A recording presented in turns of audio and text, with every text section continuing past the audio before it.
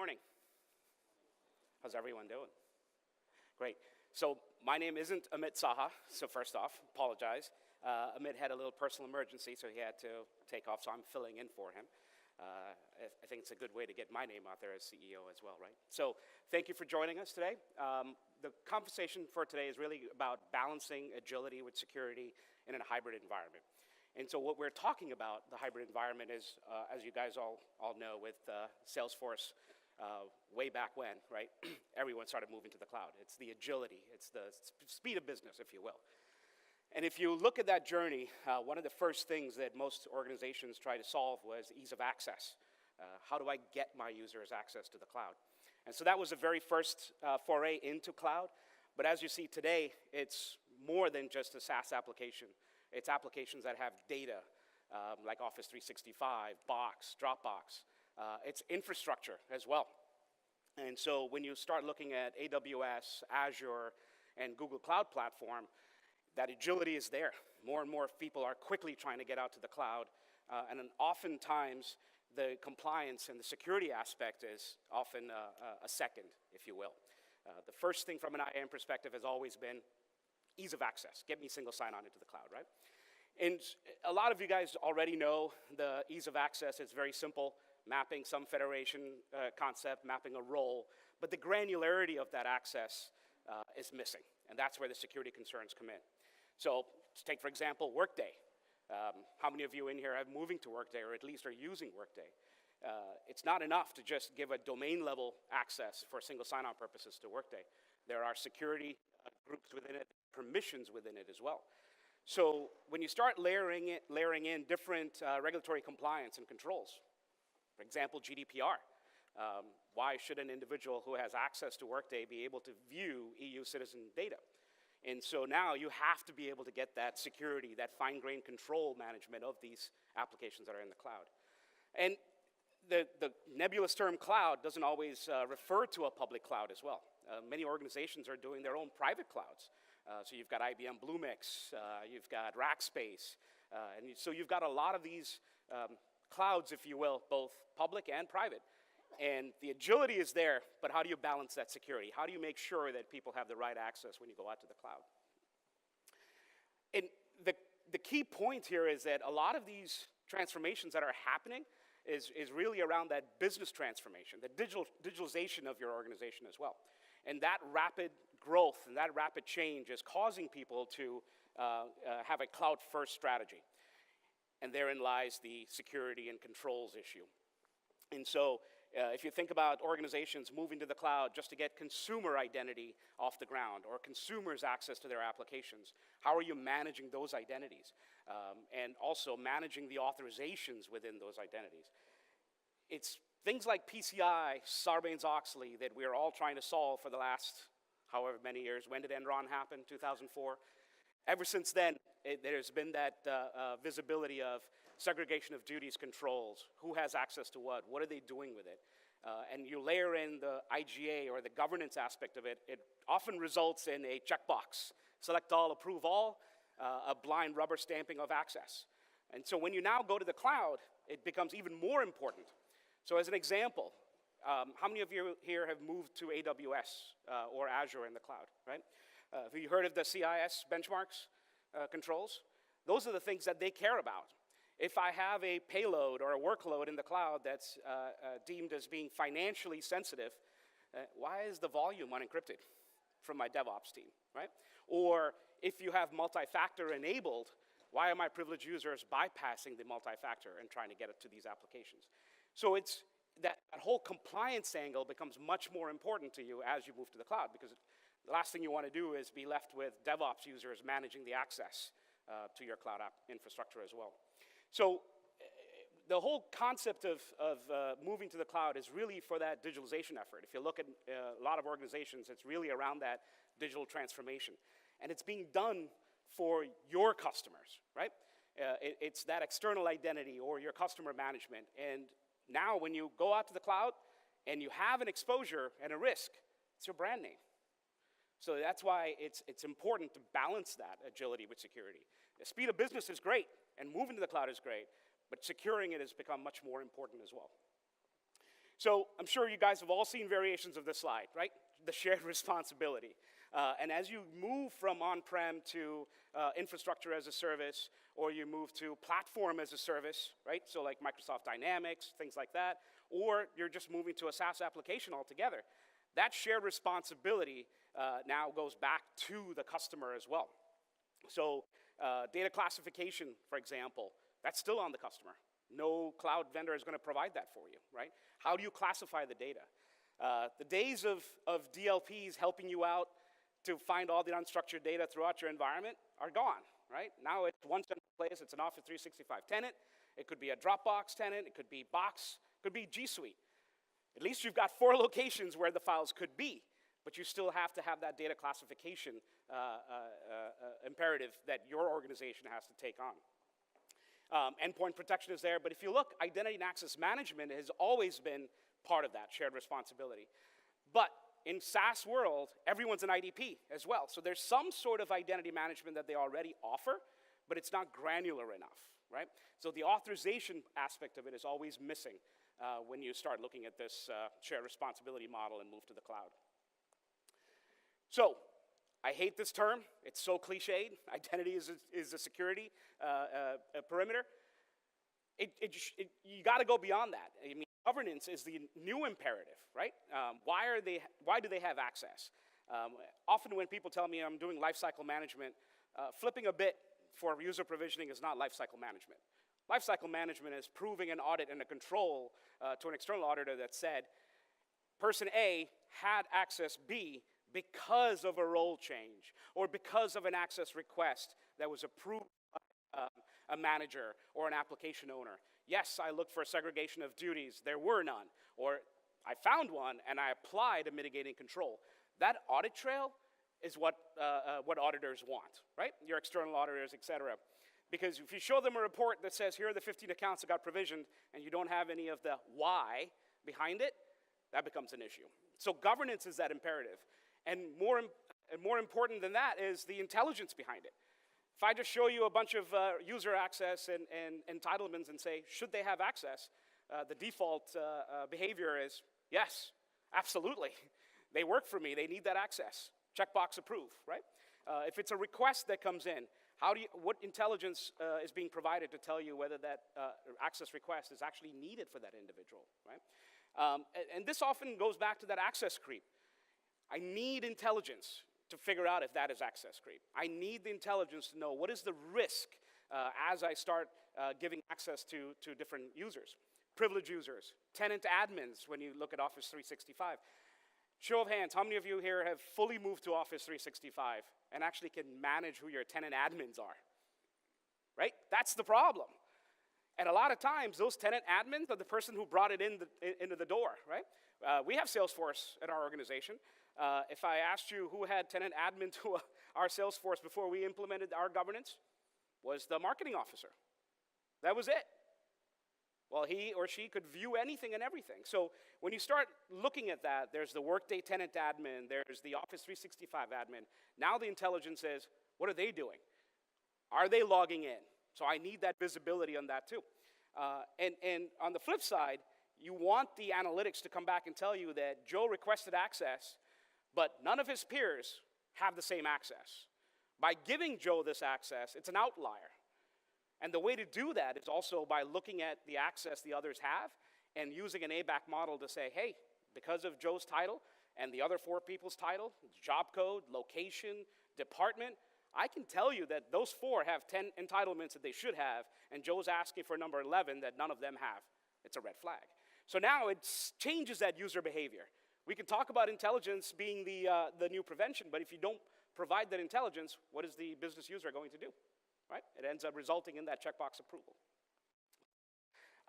You have to have a shift left mindset, and the tagline here is really about a new way of thinking, right? And that's it. It's a new way to use, to look at identity and access management. Stop with the old. The new way should be a governance focused. And we've always said governance focused, but it's got to be with intelligence. So, step 1 of this, you got to have an extensible warehouse. You can't have a warehouse that is just looking at accounts, permissions, roles, and a few entitlements. you have to be able to bring in data elements into it as well, right? When you start looking at infrastructure, you have to start bringing in the DevOps aspect of it. And you know infrastructure is just code. So bringing that in to say, here's a EC2 instance. Here are the people that have access to this instance. Oh, and by the way, nobody else does, and he's got EC2 star access to it. That's a problem, right? Because that individual could bring down your infrastructure as well. So the warehouse needs to be extensible to accommodate that for starters. Second, you have to bring in risk.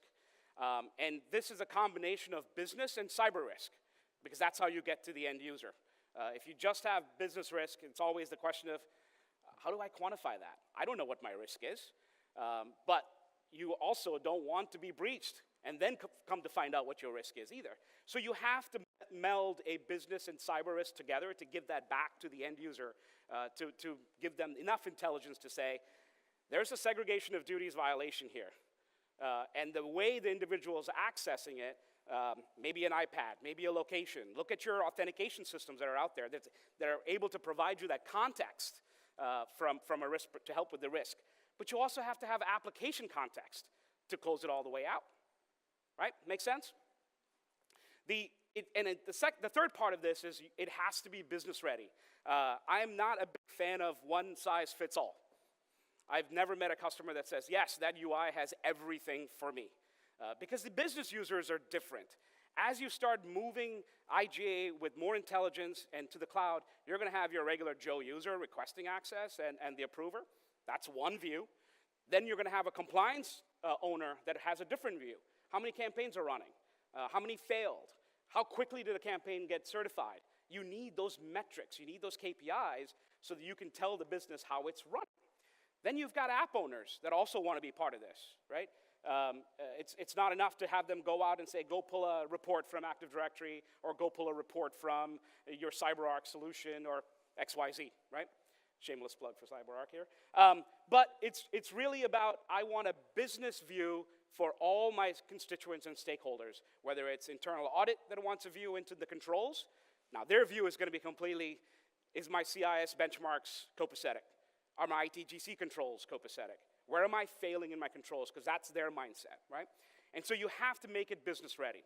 And, of course, compliance driven. And if it's not compliance driven, then what's the purpose of these reports? There's no such thing as out-of-the-box reports, right? And if you create a report and it doesn't have this information, then it doesn't satisfy your auditors as well. And the last piece of this is, as you're looking at everything cloud, why can't IGA also be ready for you running in the cloud?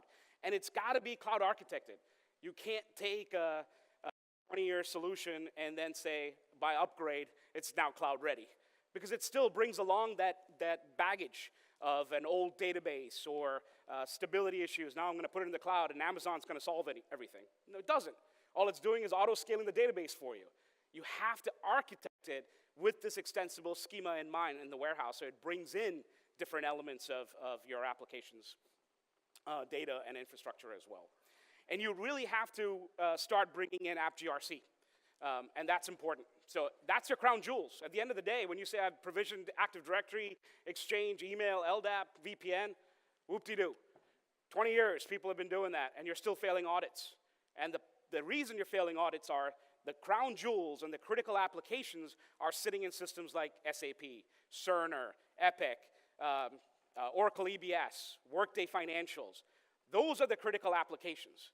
So you got to start bringing in that app GRC world into your IGA world. You can't have it siloed, right?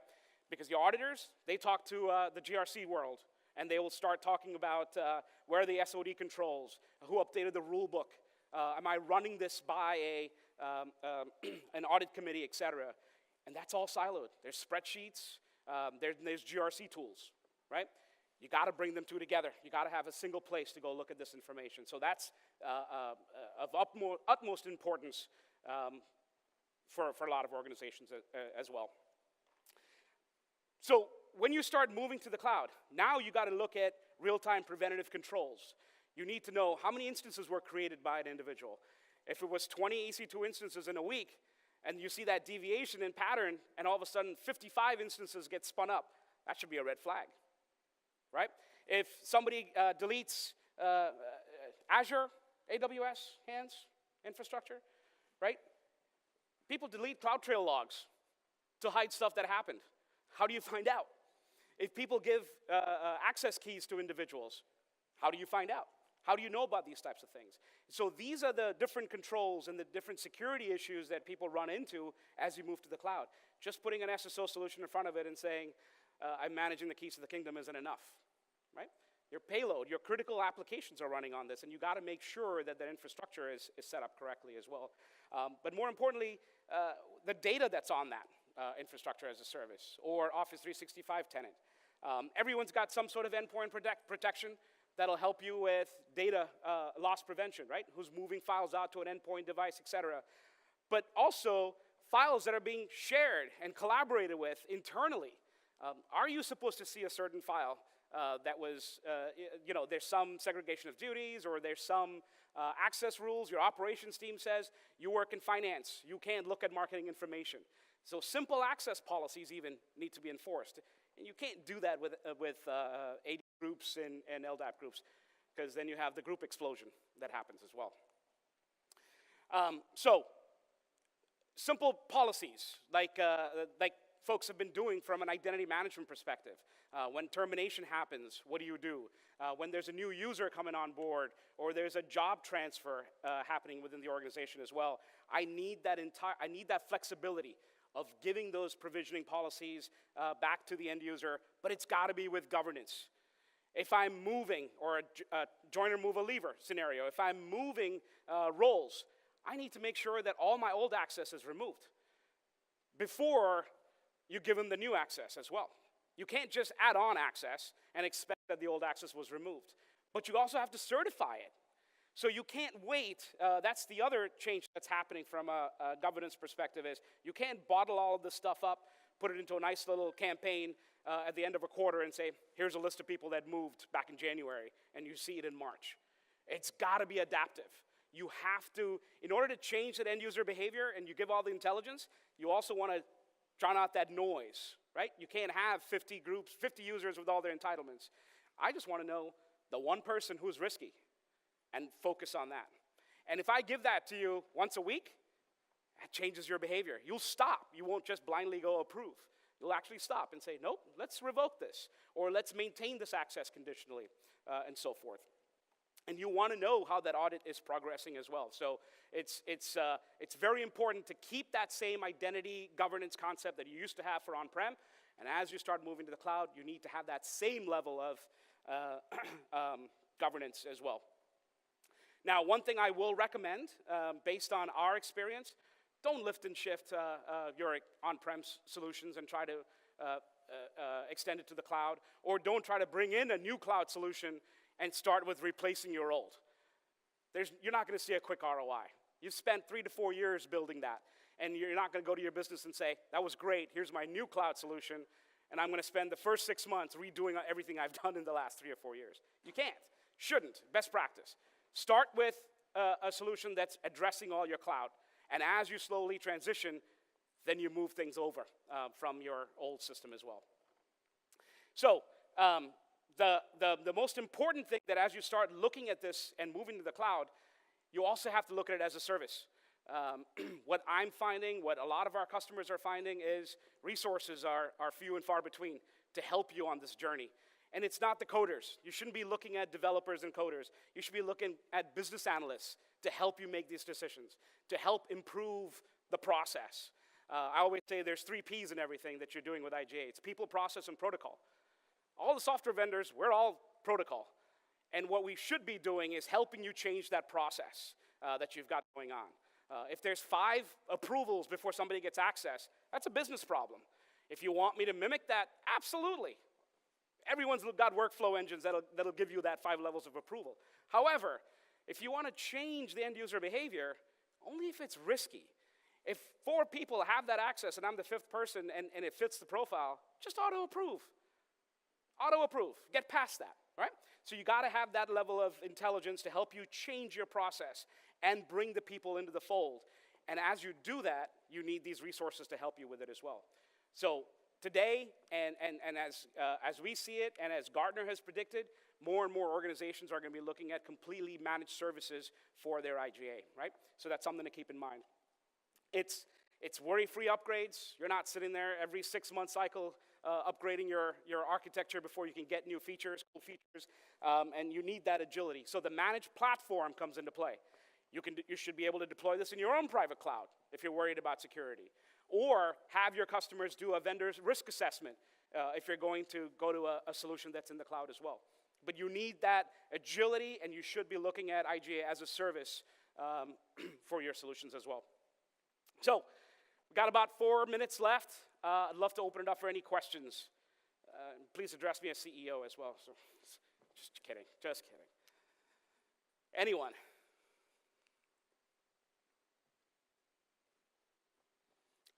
Okay, well, in that case, thank you very much for your time.